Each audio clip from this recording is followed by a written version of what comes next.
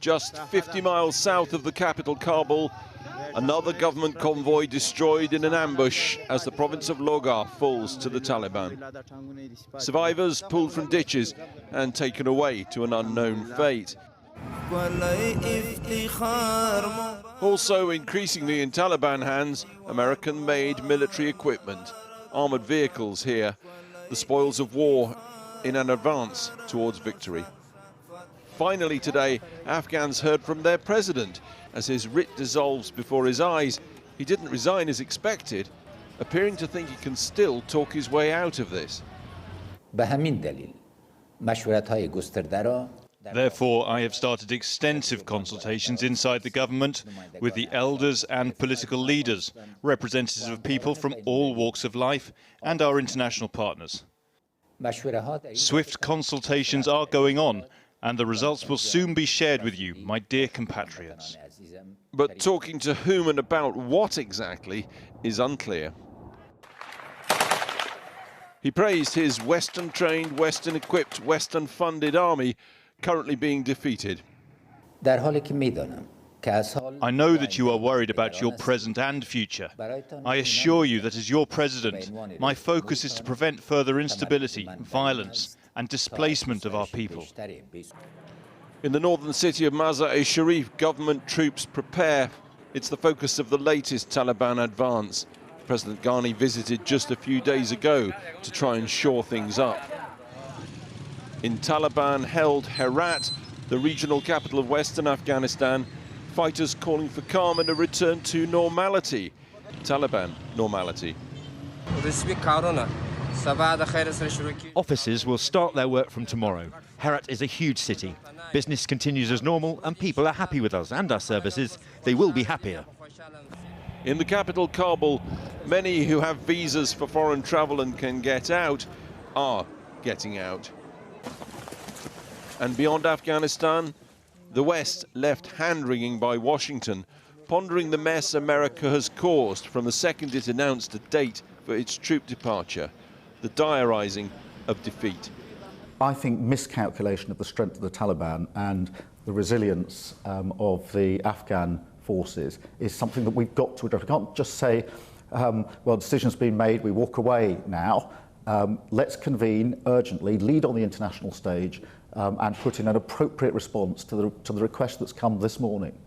As he spoke, the Americans and British operation is underway to airlift troops back to Afghanistan, no longer to fight this time, but to assist the exit of expats still in the country. Well, now, Fawzia Koofi is a peace negotiator and former Afghan member of parliament, and she survived a number of assassination attempts during her career fighting for women's rights in Afghanistan. I spoke to her a little earlier and asked her what the situation in Kabul, where she is now, is like. At this stage, comparing to the fact that there is active war almost in all the provinces, Kabul seemed to be the safest for people who flee the war and destruction in the provinces. So Kabul is very, very crowded. But at the meantime, of course, there are fears and concerns that Taliban have captured Logar, which is just across Kabul, Maidan Wardak. There is active war. So there are fears based on in the history that I have also lived in Kabul. Once Logar is captured, its access to Kabul becomes very, very easy. You've negotiated with the Taliban now over many years. Is it possible that they have, how can one put it, that they have mellowed, that we are getting perhaps now Taliban light, a more modernized version of the Taliban that the West can and indeed should do business with? I have negotiated with them. Those Taliban who negotiate with us in the five-star hotels in Doha or Moscow or other places, they have been issuing statements and press releases about the fact that their position have changed, about women's rights, that they will allow women to go to school, to go to work, that they will respect women's liberty. Of course, they also say within the context of Islamic principles.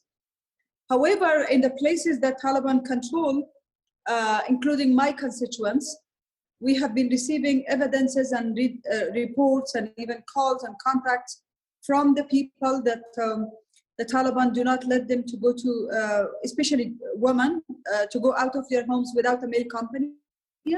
And we know that a lot of people, women have lost their male companion, husband, brothers, father in the war.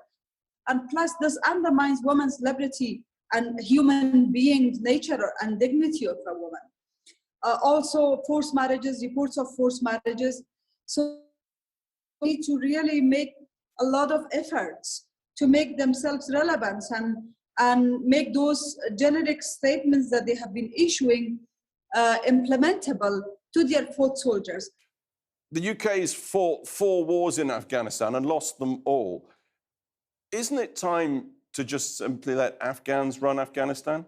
The world came to Afghanistan not based on the invitation of Afghans. They came to Afghanistan because their own security was at risk in 2001. We're very grateful for what you did, the strategic partnership. But remember, Afghans were in the full front of, everything, protecting democracy, fighting the military extremism. Now the world decided to leave Afghanistan. President Biden announced that he will leave unconditionally, same as the other allies, including the UK, without knowing that if they could extend their stay for 1 year or less than a year, we could reach a political agreement. Because we were in the middle of negotiation, both sides were trying to come to some sort of agreement. When the Taliban heard that the US is withdrawing without any condition, and this is something Taliban have been fighting for, they thought that they have a victory. They don't need this, see the need for a political settlement. Does it necessarily follow that the Taliban having control of Afghanistan, and let's face it, that appears to be where we're going, automatically means Al-Qaeda have a place there as well? If Afghanistan is in a situation as it is now, lawlessness, lack of strong institutions and leadership, in many places only the weapons and the guns have the say, no rule of law. In such a situation, of course, anybody can use the soils of Afghanistan, and potentially Afghanistan can be a threat to the world's security. Fawzia Koofi talking to me earlier from Kabul. Well, I've also been speaking to the Labour MP and Mayor of South Yorkshire, Dan Jarvis. Now, he's served 3 tours of Afghanistan with the Parachute Regiment. I asked him, what are the West's strategic objectives in Afghanistan now? The international coalition that previously deployed to Afghanistan, I think, faces a big choice at the moment about what to do. But it's particularly concerning that there doesn't seem to be any activity around drawing together that coalition of partners to reach a consensus about what more can be done to support the Afghan government, and what happens if Kabul falls to the Taliban, as it looks increasingly likely that it will do. Well, you say we took the decision. We didn't take the decision to leave. The Americans took the decision to leave. They cut a deal.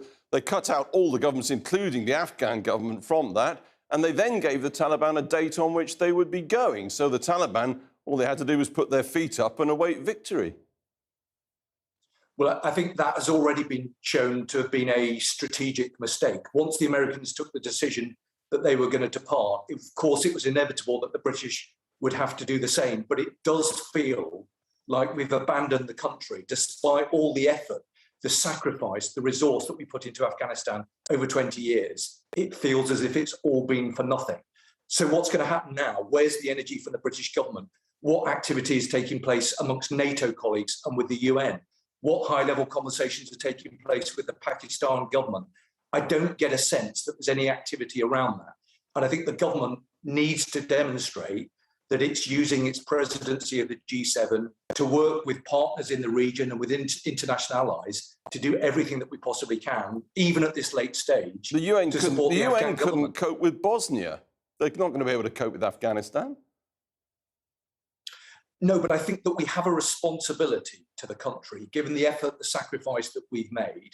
I think we need to look at whether there are things that we can be doing. There are plenty of leaders around the world saying they've moved from anger to depression over what's happening. Let me ask you personally, as a former soldier, as a former paratrooper who served there, perhaps just in terms of your own feelings, and you're hearing the chat, I'm sure, amongst your former colleagues, what on earth do you and they make of it, looking at this complete, abject mess?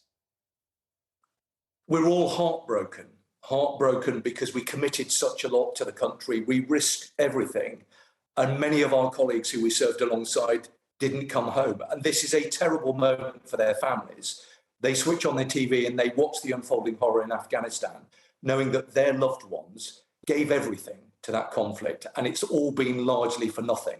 So that is why I do think that the British government need to mobilise activity internationally. It is an incredibly difficult and challenging and fast-moving situation, but let's see a bit of leadership. Let's get that dialogue open and let's see whether anything can be done. Maybe it can't be, but let's at least see what we can do given the gravity of the situation and given that we do not want Afghanistan to go back to the lawless country that it was 20 or more years ago.